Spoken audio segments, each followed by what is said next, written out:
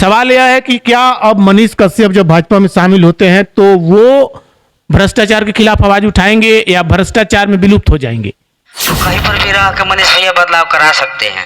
इसलिए अभी बोले थे ना, पेंशन के लिए 3,400 मिल रहा है, मगर 3,000 मिलेगा। मनीष भैया कहीं पर भी रहे, कोनो पार्टी में रहे, मिलेगा ही, क्योंकि कहीं पर भी है तो बीजेपी में ना है, और जो मोदी जी के साथ हैं तो सब काम तो होना ही है।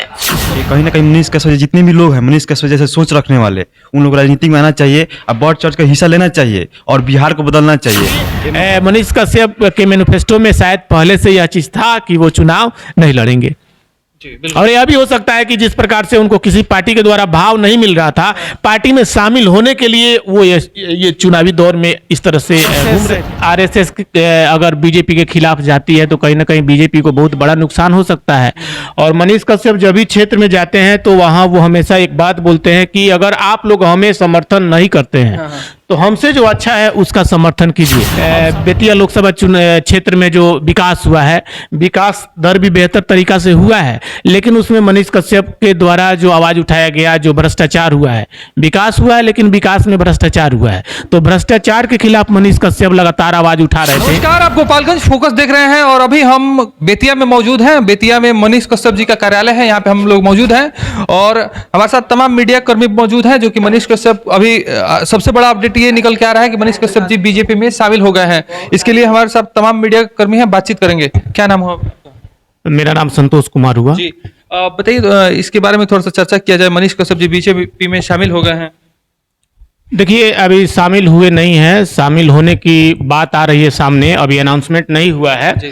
और अभी जिस प्रकार से बेतिया लोकसभा चुनाव को लेके मनीष कश्यप के द्वारा लगातार क्षेत्र में भ्रमण किया जा रहा था, और यहाँ पे दूसरी ओर भाजपा के जो नेता हैं, बिहार के प्रदेश अध्यक्ष हैं संजय जायसवाल, नहीं अध्यक्ष थे, अभी वर्तमान में नहीं है, और वो अभी लोकसभा चुनाव यहाँ से फाइट कर रहे थे। बीजेपी एक तरफ बीजेपी थी, एक तरफ मनीष कश्यप थे, और एक तरफ मदन मोहन तिवारी का टिकट क्लियर हुआ था। तो अभी जो था यहाँ पे जो रुझान था, मनीष कश्यप को लेके काफी तेजी से रुझान आ रहा था। संजय जायसवाल भी काफी तेजी से विस्तार कर रहे थे। तो यहाँ पे मनीष कश्यप को जितना भी वोट मिल रहा था, कहीं ना कहीं भाजपा का भी ज्यादा वोट कट रहा था, और कहीं ना कहीं भाजपा में लड़ रही थी एक तरह से देखा जाए तो इसको लेके हो सकता था कि यहाँ पे संजय जायसवाल जी चुनाव हार सकते थे, और इस बीच में मदन मोहन तिवारी यानी कि कांग्रेस पार्टी निकल सकता था। और सबसे बड़ी बात यह है कि अभी हाल ही में मोतिहारी में एक शोभा यात्रा निकाला गया था, तो जहां मनीष कश्यप ओपनली बोले थे कि हम आरएसएस के हैं, और आप भली भांति समझते हैं कि आरएसएस बीजेपी दो नहीं है, एक ही है। तो अगर आरएसएस अगर बीजेपी के खिलाफ जाती है तो कहीं ना कहीं बीजेपी को बहुत बड़ा नुकसान हो सकता है। और मनीष कश्यप जब भी क्षेत्र में जाते हैं तो वहां वो हमेशा एक बात बोलते हैं कि अगर आप लोग हमें समर्थन नहीं करते हैं तो हमसे जो अच्छा है उसका समर्थन कीजिए। अब सवाल यह है कि मनीष कश्यप से अच्छा कौन है? अगर मनीष कश्यप भाजपा में शामिल होते हैं तो यहाँ पे स्थानीय जो नेता है वो संजय जायसवाल है, तो कहीं ना कहीं मनीष कश्यप का इशारा संजय जायसवाल की तरफ था कि उनसे बेहतर संजय जायसवाल है। एक सवाल यह भी आ रहा है। दूसरी सवाल कि जहाँ तक डेवलपमेंट का काम हुआ है, बेतिया लोकसभा क्षेत्र में जो विकास हुआ है, विकास दर भी बेहतर तरीका से हुआ है, लेकिन उसमें मनीष कश्यप के द्वारा जो आवाज उठाया गया, जो भ्रष्टाचार हुआ है, विकास हुआ है लेकिन विकास में भ्रष्टाचार हुआ है, तो भ्रष्टाचार के खिलाफ मनीष कश्यप लगातार आवाज उठा रहे थे।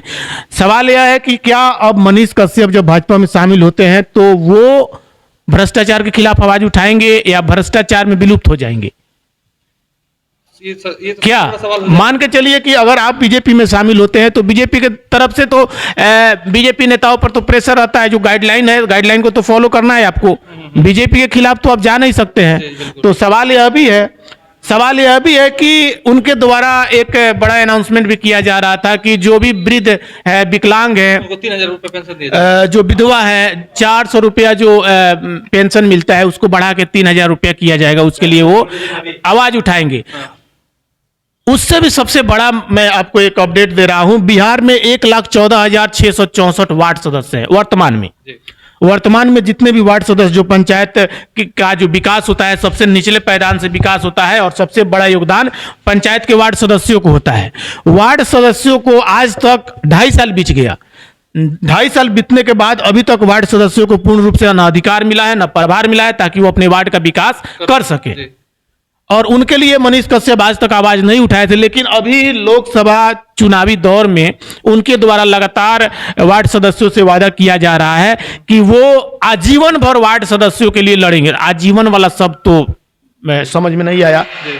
5 साल का टर्म होता है, 5 साल के लिए अगर 5 साल के अंदर वार्ड सदस्यों को अधिकार प्रभार नहीं मिलता है तो आजीवन भर आवाज उठाने का क्या फायदा।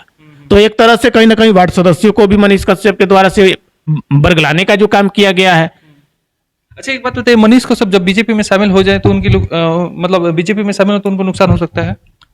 देखिए, मनीष कश्यप अपने आप में एक बड़ा चेहरा बन चुके थे और जिस प्रकार से बेतिया लोकसभा चुनाव में वो मेहनत कर रहे थे, लोगों के जुबा पे सिर्फ मनीष कश्यप मनीष कश्यप मनीष कश्यप, लेकिन इस बीच वो भाजपा में शामिल हो चुके हैं और भाजपा में शामिल होने के बाद उनके द्वारा जो प्रधानमंत्री मोदी के द्वारा प्रधानमंत्री मोदी को लेकर जो बातें कही गई कि यहाँ का जो स्थानीय जो विकास है, तो विकास जो है वो प्रधानमंत्री मोदी करने नहीं आएंगे, यहाँ के स्थानीय सांसद ही करेंगे। लेकिन सांसद को लेके जिस प्रकार से मनीष कश्यप के द्वारा लगातार अपडेट दिया जा रहा था कि यहाँ विकास जो हुआ, विकास का दर में कमी है, भ्रष्टाचार हुआ है, 15 साल 25 साल से यहाँ पे सांसद लोग राज कर रहे हैं, लेकिन बेतिया को अंधकार की दिशा में ले जाया जा रहा है। तो इस तरह की तमाम बातें आ रही थी। तो इस दरमियान में अगर मनीष कश्यप भाजपा में शामिल हो जाते हैं तो कल को संजय जायसवाल के लिए वोट भी मांगना उनके लिए मजबूरी बन जाएगा। बिल्कुल। क्योंकि भाजपा में जब शामिल हो रहे तो स्वाभाविक है भाजपा नेता के लिए वोट मांगेंगे और भाजपा नेता यहाँ के स्थानीय है। तो मनीष कश्यप अगर संजय जायसवाल जी के लिए वोट मांगने के लिए जाते हैं तो पब्लिक का रिस्पांस क्या आएगा, आप भली बात समझ सकते हैं। बिल्कुल। लंबी रेस का घोड़ा बनना चाहिए, तो लंबी रेस का घोड़ा बन पाएंगे मनीष कश्यप? लंबी रेस का घोड़ा बन रहे थे, अब उनके मैनिफेस्टो में अब कौन सा रास्ता अपनाया गया है। अभी तो फिलहाल भाजपा में शामिल हो मनोज तिवारी सुनने में आ रहा है, मनोज तिवारी पटना से उनको पकड़ के दिल्ली लेके चले, पकड़ के तो कोई ले जा नहीं सकता है। देखिए, सबसे बड़ी बात है कि मनीष कश्यप जब जेल गए थे तो आपके जैसे बहुत सारे पत्रकार बंधु उनको जेल में ही मुख्यमंत्री बना दिए थे और मनीष कश्यप नहीं बनाए थे आप? नहीं, देखिए लोगों का जो रुझान आ रहा था, आप लोग नहीं, हम लोग के चैनल पर तो शायद कभी आप नहीं देखे होंगे, लेकिन बहुत सारे चैनल के माध्यम से नेक्स्ट सीएम मनीष कश्यप होंगे, मुख्यमंत्री मनीष कश्यप होंगे। तो मुख्यमंत्री पद के लिए विधानसभा चुनाव फाइट करना होता है, न कि लोकसभा। और सांसद अगर बनना चाहते हैं तो आप सांसद के लिए लोकसभा चुनाव फाइट कर सकते हैं। तो विधानसभा चुनाव फाइट करके अगर आगे चल के मनीष कश्यप को मुख्यमंत्री बनाया जाता है वो अलग चीज है। यहाँ पे अभी जैसे कि आप बोल रहे हैं कि अभी भाजपा में शामिल हुए हैं, तो भाजपा में शामिल होने का मैं अनुमानित बता रहा हूँ, एग्जैक्ट नहीं बता रहा हूँ, अनुमानित बता रहा हूँ। मनीष कश्यप, जैसे कि आपने कहा कि लंबे रेस का घोड़ा, तो लंबा रेस का घोड़ा मनीष कश्यप बनना भी चाहते हैं। वो कैसे? अभी लोकसभा चुनाव है, लोकसभा चुनाव में निर्दलीय उम्मीदवार बन के आ रहे थे, तो हो सकता था कि निर्दलीय उम्मीदवार बन के आने से लोगों के अंदर एक रहता है पता ना बाद में किस पार्टी में शामिल हो जाएगा, कोई भरोसा नहीं है, तो लोग कहीं ना कहीं किंतु परंतु वाली बात बतियाने लगते हैं। अभी जो है जैसे कि भाजपा में शामिल हो गए, विधानसभा वाला रास्ता वो अपना क्लियर कर लिया है।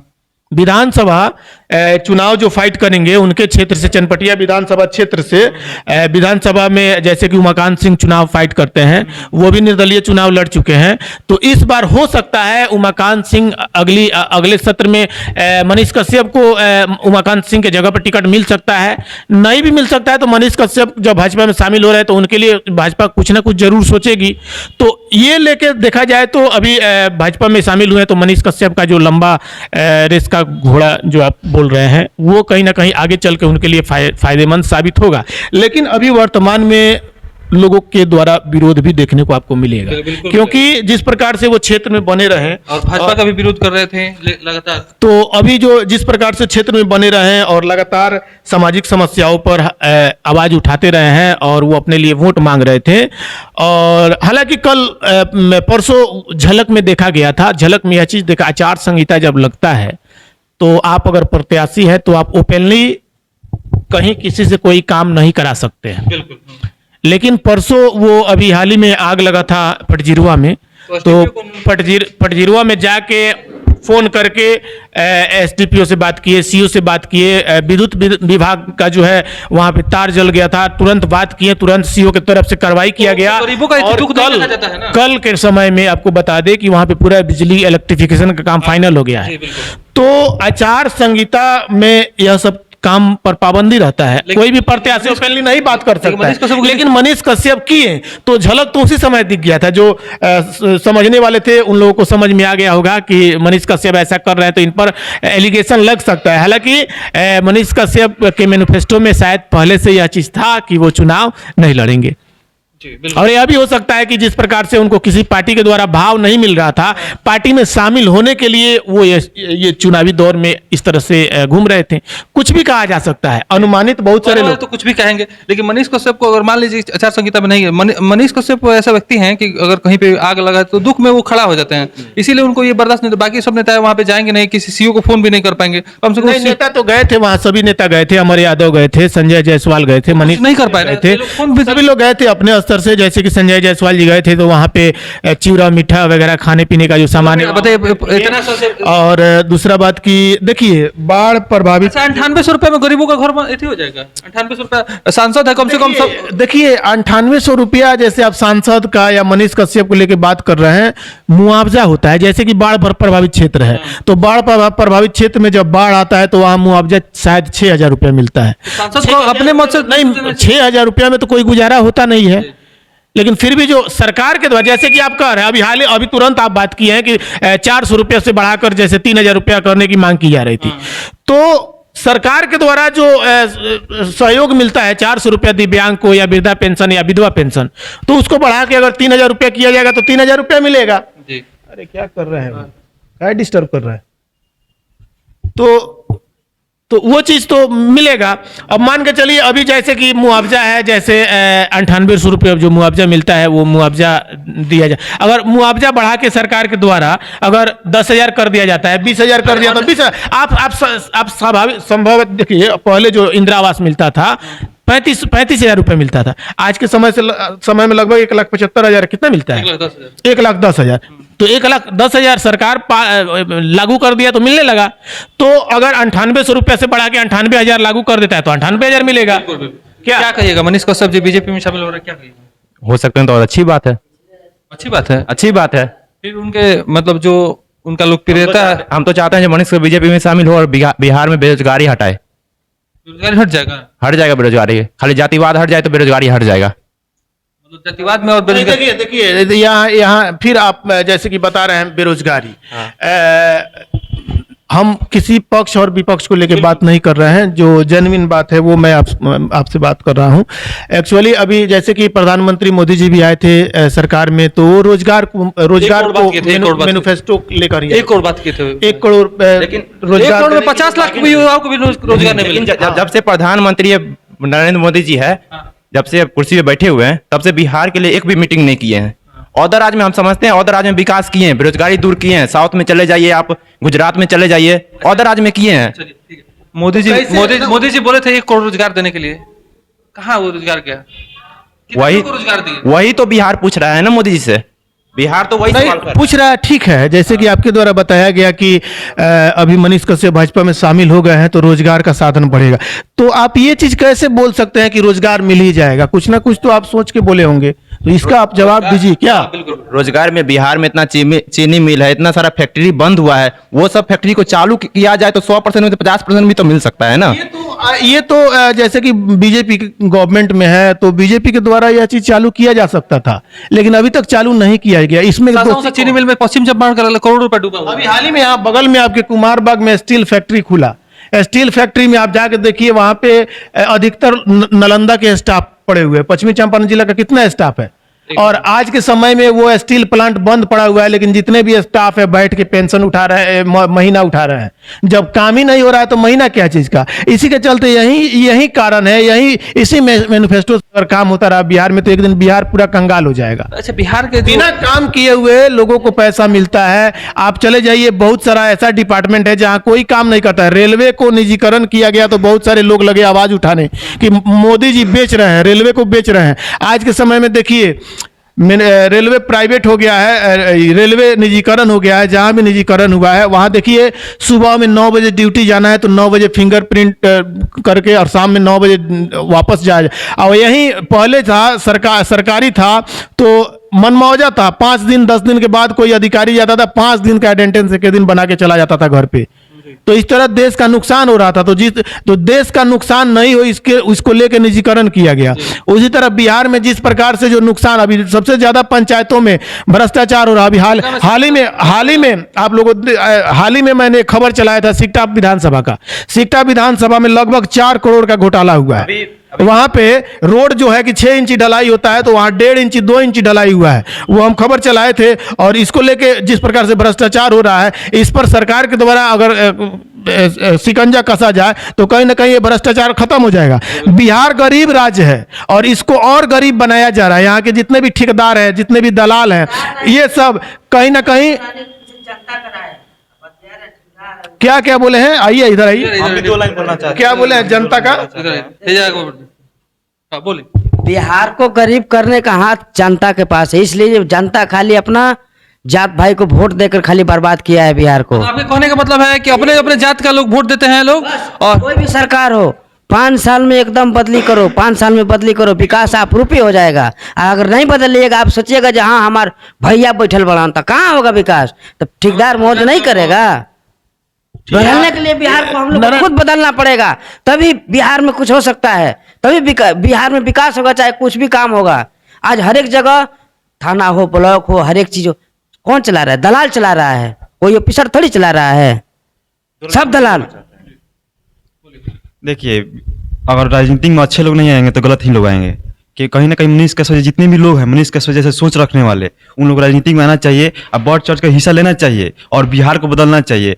ये मतलब कि जो बिहार के नेता लोग हैं ना, यही लोग बर्बाद किए हैं। नहीं तो आज बिहार नंबर 1 पे रहता, भारत के नंबर 1 हर चीज में मतलब कि रहता है स्टेट। लेकिन इसलिए सभी लोग से जितने भी बिहारी है, दूसरा वाला बिहारी बोलता है। नहीं, बिहारी छोड़िए। हम बेंगलोर में काम कर रहे थे, हमारा 2 लाख रुपया फंस गया है। कंक्रीट ढाल दिए ना, वो पैसा नहीं दिया, हम गए थाना में रिपोर्ट कराए। उसके बाद बड़ा बाबू बोलता है हमको कि जाओ इधर से बिहारी, तुम्हारा कोई सुनने वाला नहीं है, तुम काम बिगाड़ा है। हम बोले सर काम नहीं बिगाड़े हैं, बढ़िया काम किए हैं। मगर फिर भी क्या बोला वो मालिक, ए बिहारी तुम्हारा क्या औकात है रे, तुम्हारा माँ बहन सब आके हमारे स्टेट में झाड़ू पोछा करती है। शर्म से हमारा सर झुक गया। तो आप बताइए हम क्या कर सकते हैं जब हमारे बिहार में हमारा पब्लिक क्या अच्छा नहीं है। अभी भागलपुर जिला का एक मजदूर है, टाइल्स का काम करता था लुधियाना में। अभी हाल ही में हम उसके यहाँ गए हुए थे। कॉल आया था तो हम वहाँ पे गए हुए थे।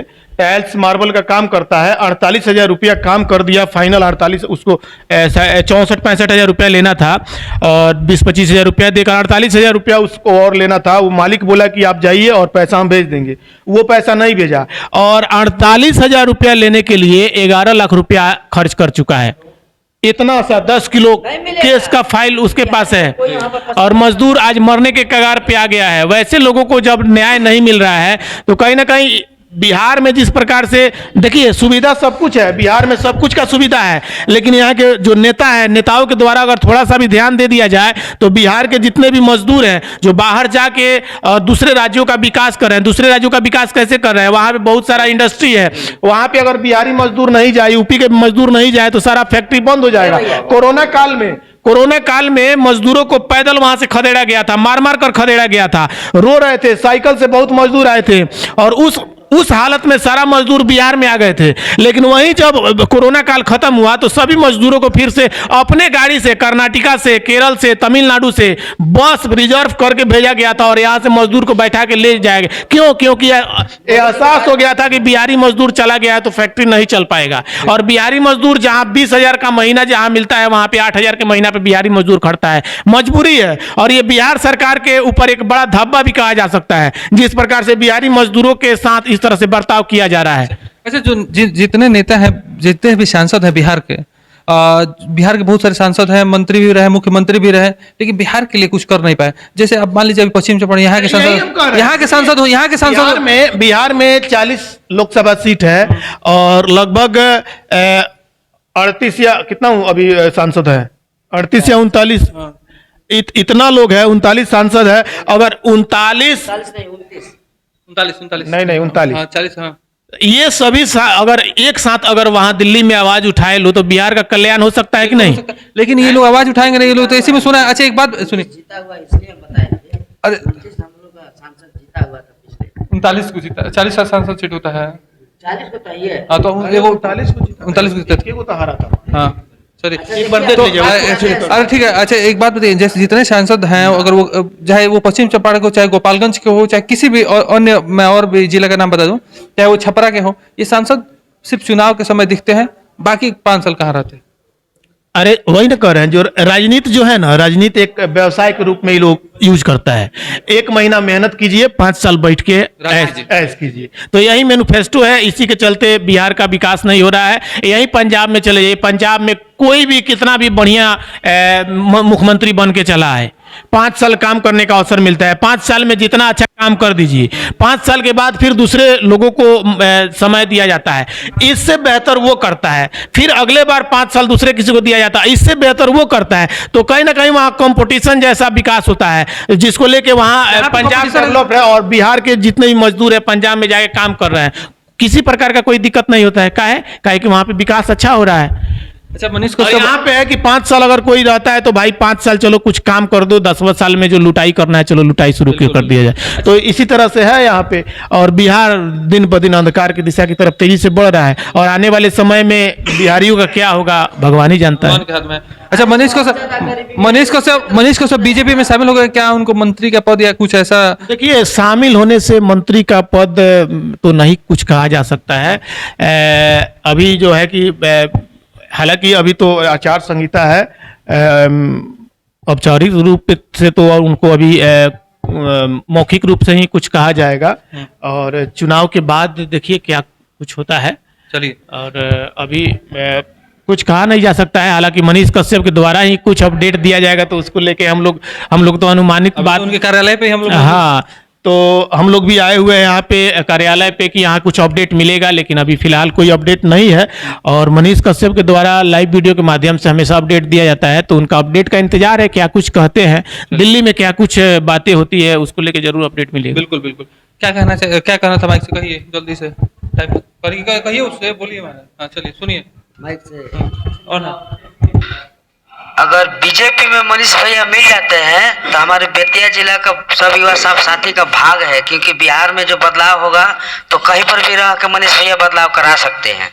इसलिए अभी बोले थे ना, पेंशन के लिए 3,400 मिल रहा है, मगर 3,000 मिलेगा। मनीष भैया कहीं पर भी रहे, कोनो पार्टी में रहे, मिलेगा ही, क्योंकि कहीं पर भी है तो बीजेपी में ना है, और जो मोदी जी के साथ हैं तो सब काम तो होना ही है। तो भैया साहब कोई नाराज ना हो मनीष भैया से, आप ही के हक के लिए काम कर रहे हैं, क्योंकि देखिए वो भी गरीब आदमी है। चलिए, आप गोपालगंज फोकस देख रहे थे और अभी हम मनीष कश्यप जी के कार्यालय पे मौजूद थे। ये देख सकते हैं चार, तो अभी मनीष कश्यप जी का कार्यालय है। और मनीष कश्यप जी के बारे में आप क्या सोचते हैं, और जो भी यहाँ पे पत्रकार बंधु थे, इन लोगों के बारे में आपकी क्या राय, कमेंट में जरूर मेंशन कीजिए। वीडियो को ज्यादा शेयर कर, वीडियो को अंत तक देखने के लिए आपसे धन्यवाद।